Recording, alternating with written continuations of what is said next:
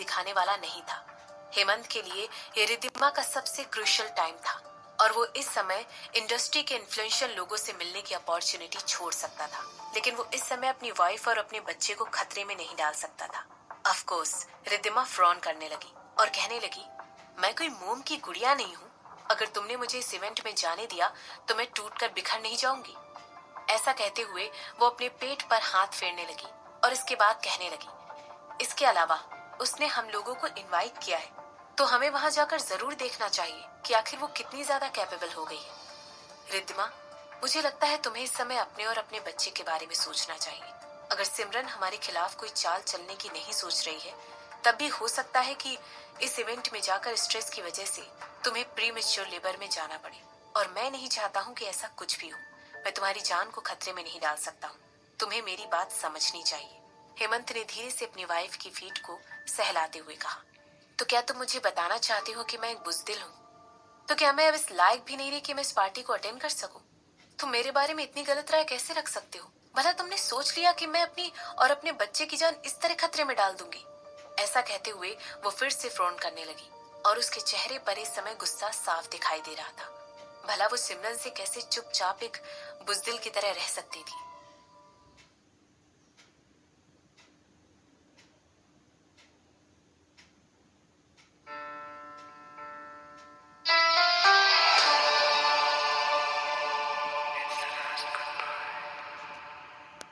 रिद्धिमा, ये तुम्हारे बारे में नहीं है, हेमंत ने बड़ी ही शांति के साथ कहा।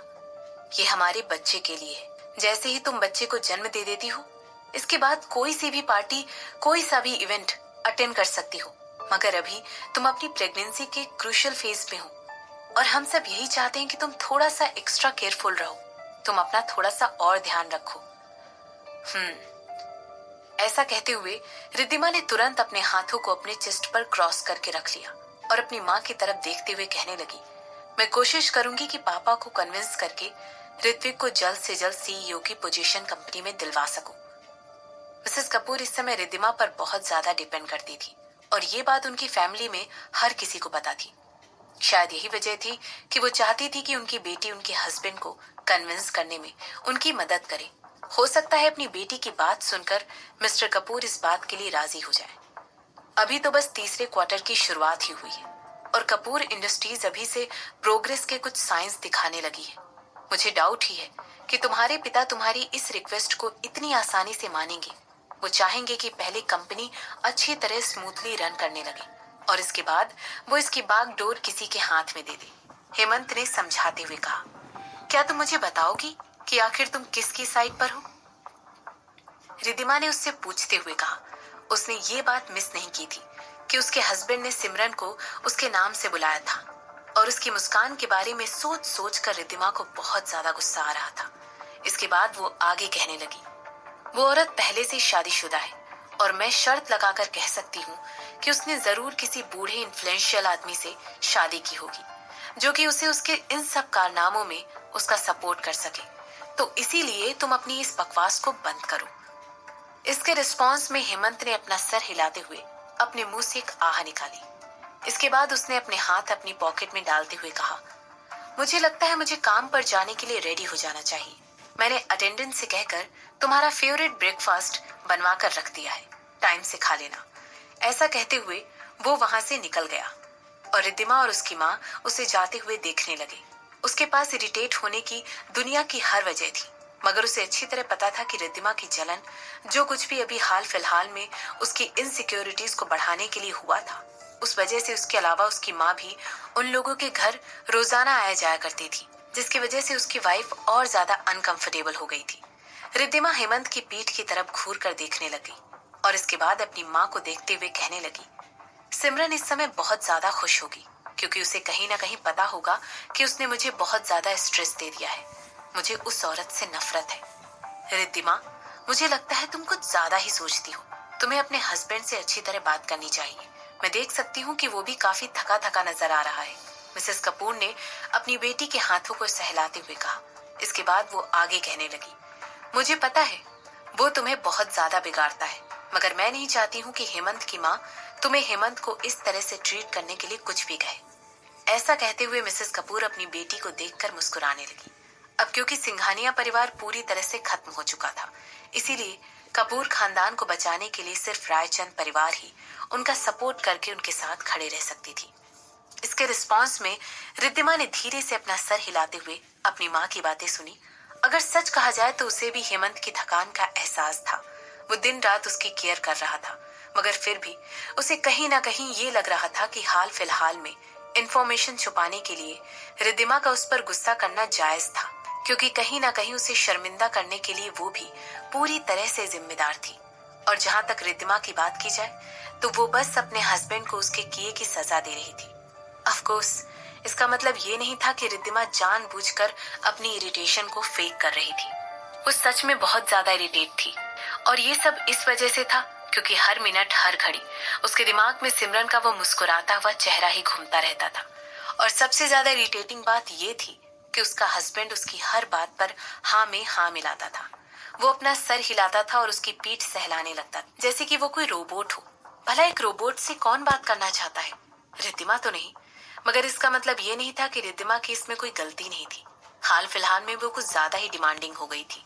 वो चाहती थी कि हेमंत उसे उसकी पसंद का खाना बनाकर अपने हाथों से खिलाए। यहाँ तक कि वो अपने सूजे हुए पैरों की मसाज भी उसी से करवाती थी। यहाँ तक कि वो हर छोटी से छोटी चीज के लिए उस पर डिपेंड होती थी और उससे उसे करने के लिए कहती थी। हालांकि हस्बैंड रोज काम से थका हुआ घर वापस आता है, लेकिन फिर भी वो उसे सजा देने में एक पल भी नहीं चकती थी। रिद्धिमा ने एक आह भरते हुए सोचा कि कैसे उसका हस्बैंड से अभी हाल फिलहाल में कुछ ज्यादा स्पाइल करने लगा था, और वो उसे जो कुछ भी चाहती थी सब देता था। वो रिद्धिमा हाल फिलहाल में एक स्टूपिड और बिगड़ी हुई वाइफ की तरह एक्टिंग करने लगी थी। ऑफ कोर्स इन सब के लिए सिमरन पर इल्जाम लगाती थी। वो हर बात के लिए बस सिमरन को ही जिम्मेदार ठहरा देती थी। ऐसा लग रहा था कि मानो अगर सिमरन ना होती तो ऐसा कुछ भी नहीं होता। और इस समय उसके दिमाग में बस यही बात चल रही थी, मैं आज रात के लिए डिनर अरेंज करवा दूंगी। आप पापा से कहकर उन्हें ये बात बता देना कि मैं चाहती हूँ कि आप दोनों आज रात का डिनर हमारे साथ करें। रिद्धिमा ने अपनी माँ से कहा। मिसेस कपूर ने धीरे से अपना सर हिलाते हुए रिद्धिमा से पूछा, क्या तुम उस लॉन्च पार्टी में जाने की प्लानिंग कर रही हो? मैं अभी भी इसके बारे में सोच रही हूँ। अगर मैं वहां नहीं गई तो वो औरत सोचेगी कि मैं उससे डरती हूँ। माँ, ये बस पता नहीं क्या है। मुझे नहीं पता। मैं उससे नफरत करती हूँ और उसके चेहरे से उस स्माइल को उखाड़ कर फेंक देना चाहती हूँ। मुझे लगता है तुम्हें हेमंत की बात इस बार सुननी चाहिए और घर पर ही रहना चाहिए। एक माँ होने के नाते मिसेस कपूर हेमंत के जज्बातों को अच्छी तरह समझ सकती थी। रिद्धिमा इस समय 8 महीने की प्रेग्नेंट थी। क्या पता सिमरन इस समय कुछ ऐसा प्लान कर रही हो कि जिसकी वजह से उसे प्री मैच्योर लेबर में जाना पड़े। ठीक है, इस बार मैं उसकी बात मान लेती हूँ। रिद्धिमा ने ऐसा कहते हुए अपनी माँ की तरफ आंखें छोटी करके देखा और कहने लगी, क्या आप कुछ करने के बारे में प्लान कर रही हैं?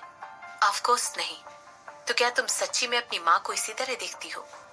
रिद्धिमा को वही जाना पहचाना लुक देते हुए मिसेस कपूर ने उसकी तरफ एक हल्की सी स्माइल दिखाई और आगे कहने लगी, मैं कुछ भी प्लान नहीं कर रही हूँ। तुम चिंता मत करो, सब ठीक ही होगा। हालांकि रिद्धिमा को अपनी माँ के शब्दों पर जरा भी भरोसा नहीं था, लेकिन फिर भी उसने उनकी हाँ में हाँ मिलाते हुए सर हिला दिया। उसे अच्छी तरह पता था कि उसकी माँ के कोमल चेहरे के पीछे एक बहुत ही चालाक और प्लानिंग करने वाला दिमाग था।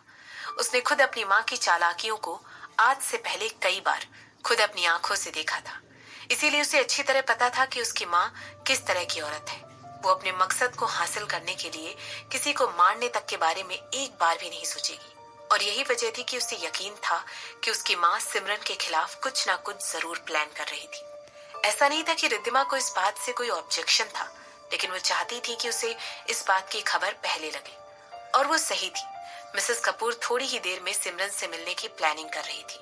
वो चाह रही थी कि उन फोटोज को यूज करके सिमरन से वो सारी प्रॉपर्टीज वापस ले सके और उसे धमकी दे सके कि अगर उसने रिद्धिमा और उसके होने वाले बच्चे को छूने तक की हिम्मत की तो वो उसको अच्छा सबक सिखाएगी। ऑफ कोर्स उनके दिमाग में उन्होंने ऑलरेडी सिमरन को मैनिपुलेट करके सबमिशन वाली स्टेट में इमेजिन भी कर लिया था। आखिरकार उन फोटोज का मीडिया में रिलीज होना सिमरन के उदयपुर में एक अच्छी पहल करने का प्लान को पूरी तरह से खराब कर देता, और सिमरन जो अपने पैर उदयपुर में अपने बिजनेस के जरिए जमाने का सोच रही थी, उस प्लान को भी चौपट कर देता।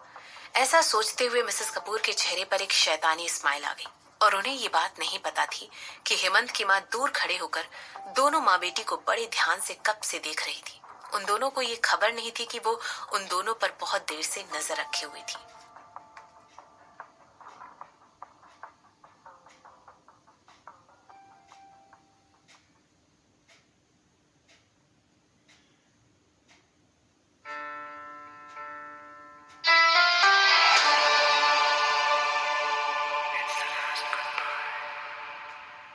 FG टार, शेफाली, इन्हें जरा थोड़ी सी कॉफी दे दो।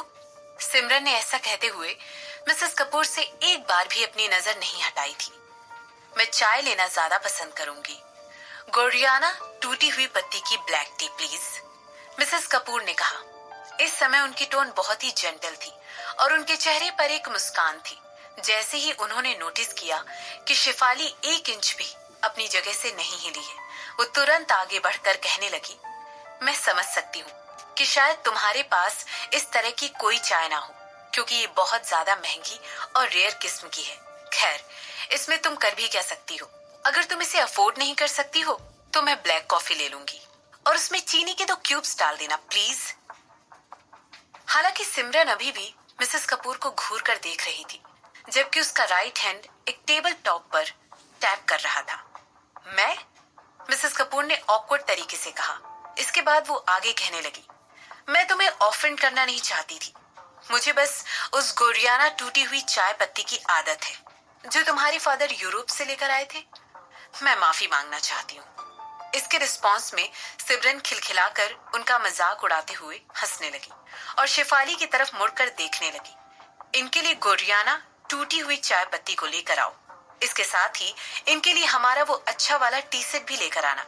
मेरी सौतेली माँ उसमें अपने आप चाय को डुबोकर पियेंगी। और मेरी कॉफी लाना मत भूलना, न चीनी न दूध, सिमरन ने एक सांस में कहा। इनके लिए गोरियाना टूटी हुई चाय पत्ती को लेकर आओ। इसके साथ ही इनके लिए हमारा वो अच्छा वाला टी सेट भी लेकर आना। मेरी सौतेली माँ उसमें अपने आप चाय को डुबोकर पियेंगी। और मेरी कॉफी लाना मत भूलना, न चीनी न दूध, सिमरन ने एक सांस में कहा। शेफाली को उसके चेहरे पर एक हंसी साफ दिखाई दे रही थी। ऐसा कहने के बाद सिमरन वापस मिसेस कपूर की तरफ देखने लगी और कहने लगी, आप इतनी शॉक्ड क्यों दिखाई दे रही हैं? मेरे ज्यादातर एम्प्लॉयज यूरोप के ही हैं, तो उन्हें वही चाय पीना पसंद है जो आपको पीना पसंद है। इसीलिए मैं उसे कुछ ज्यादा ही स्टॉक करके रखती हूँ। अगर आप चाहें तो मैं आपको उसके 1 या 2 दर्जन दे भी सकती हूँ। मैं बस थोड़ा सा सरप्राइज हो गई थी, बस इतना ही। मिसेस कपूर ने तुरंत अपना शॉक्ड चेहरे वाला एक्सप्रेशन अपने फेस से हटाकर छुपा लिया। यहाँ तक कि उन्होंने कभी इस तरह की चाय टेस्ट तक नहीं की थी। उन्होंने सोचा कि सिमरन को सबके सामने बेइज्जत करने का ये आइडिया कुछ ज्यादा ही अच्छा रहेगा। जब वो उससे इतनी महंगी चाय की डिमांड करेगी, उनकी इंफॉर्मेशन के हिसाब से उस चाय के 1 किलो के पैकेट का दाम 70 से 80 हजार रुपए है। भला किस तरह का इंसान अपने एम्प्लॉयज को ऐसी चाय पिला पाएगा जो इतनी महंगी आती हो। हालांकि जब उसने सिमरन के एक्सप्लेनेशन को सुना तो वो सोचने लगी कि भला वो किस तरह की औरत है जो अपने एम्प्लॉयज पर इतना ज्यादा खर्च करती है। इसके बाद उन्होंने मन ही मन खुद को शांत किया। सिमरन और उसके यहाँ पर सारे काम करने वाले लोग यूरोप से ही थे और वहीं पर इस तरह की चाय बनती थी, तो ये जाहिर सी बात थी कि उन लोगों को इस चाय का टेस्ट अच्छी तरह से पता था। सिमरन ने हाँ में सर हिलाते हुए कहा और इसके बाद जानबूझकर मिसेस कपूर की तरफ घूर कर देखने लगी। तुम्हारे साथ अपॉइंटमेंट लेना तो बहुत ही मुश्किल है। मुझे तो ये बात कभी पता ही नहीं थी, मिसेस कपूर ने सिमरन से कहा। यहाँ पर बस हम दोनों ही हैं मिसेस कपूर, तो अब आप प्रिटेंड करना बंद कर सकती हैं, सिमरन ने उन्हें बीच में ही रुकते हुए कहा। इसके बाद वो आगे पूछने लगी, आप यहाँ पर आई क्यों हैं? ऐसा पूछते हुए वो अपनी जगह से उठी और मिसेस कपूर की तरफ अपनी पीठ करके खड़ी हो गई। मुझे वो प्रॉपर्टीज चाहिए जो तुम्हें दादाजी से मिली हुई है।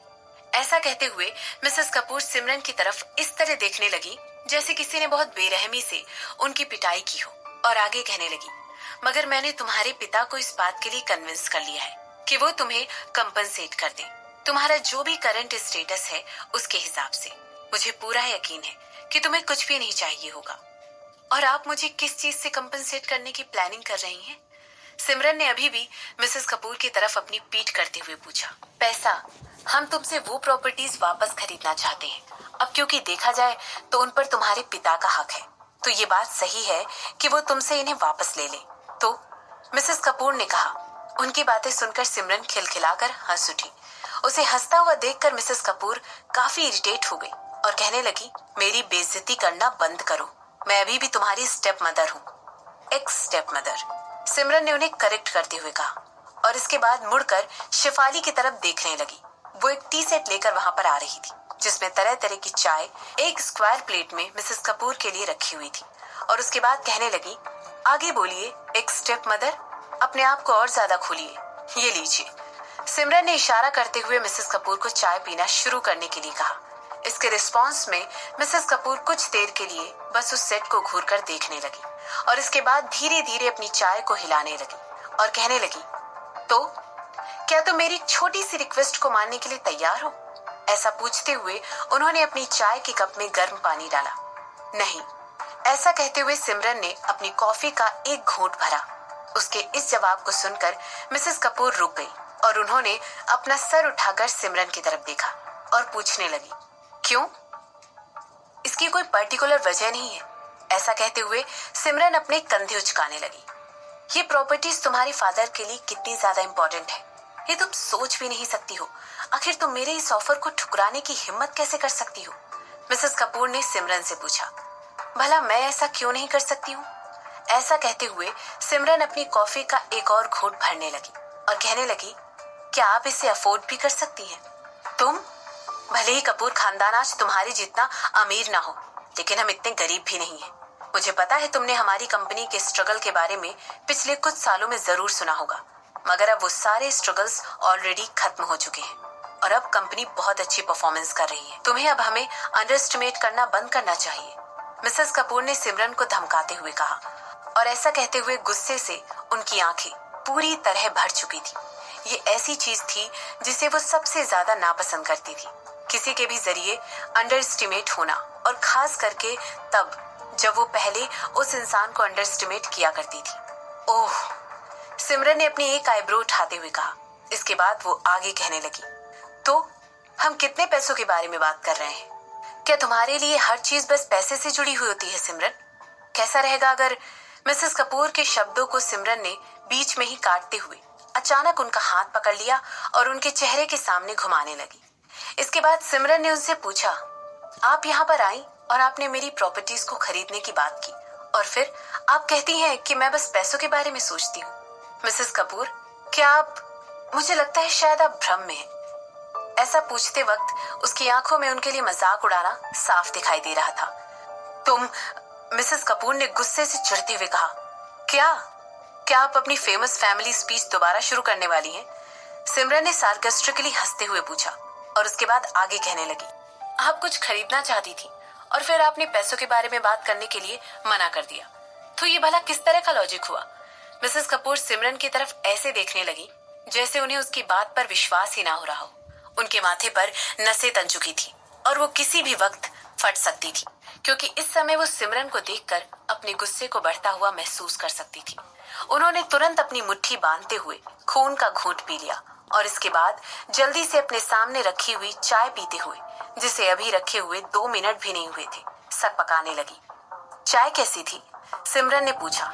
इसके बाद वो आगे कहने लगी, जो चाय मिस्टर कपूर आपके लिए यूरोप से लेकर आए थे, क्या ये उससे कंपेयर की जा सकती है? हाँ हाँ, बेशक। मिसेस कपूर ने खुद को इस बात का जवाब देने के लिए फोर्स किया। भला वो सिमरन को कैसे पता लगने देती कि वो किसी भी वक्त अपना कंट्रोल खोने वाली थी? क्या ये सिमरन को वो सेटिस्फेक्शन नहीं दे देता जिसकी उसे कब से तलाश थी? भला मिसेस कपूर ऐसा कभी भी कैसे होने दे सकती थी? कभी नहीं।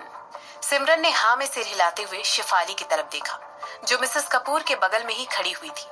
इसके बाद उसने उससे कहा, भला तुम मिसेस कपूर को सही वाली टूटी हुई चाय पत्ती वाली चाय क्यों नहीं दे देती हो?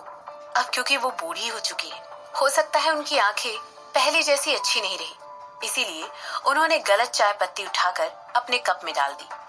जैसे ही सिमरन ने वो सब कहा, मानो मिसेस कपूर के चेहरे का रंग उड़ गया था। किसी भी तरह का अच्छी क्वालिटी का मेकअप भी उनके उस उड़ते हुए रंग को छुपा नहीं सकता था।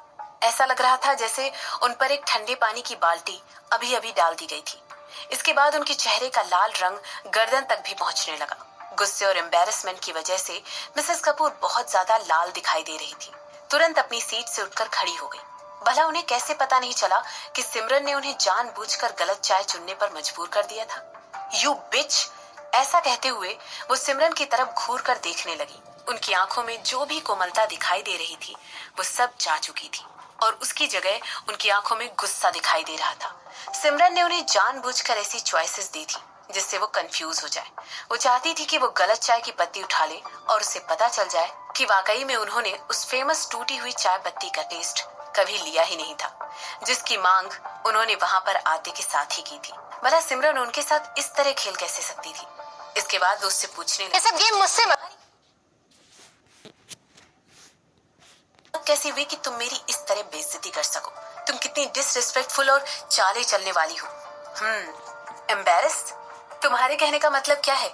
ये यूरोपियन चाय पत्ती हमेशा पिपरमिंट, ल्यूसिया लीमा और दूसरी चाय पत्तियों के साथ सर्व की जाती है ताकि उसका टेस्ट बेहतर लग सके। क्या आप ये बात भूल गई थी? या फिर? सिमरन ने अपनी एक आईब्रो उठाते हुए मिसेस कपूर की तरफ देखते हुए पूछा।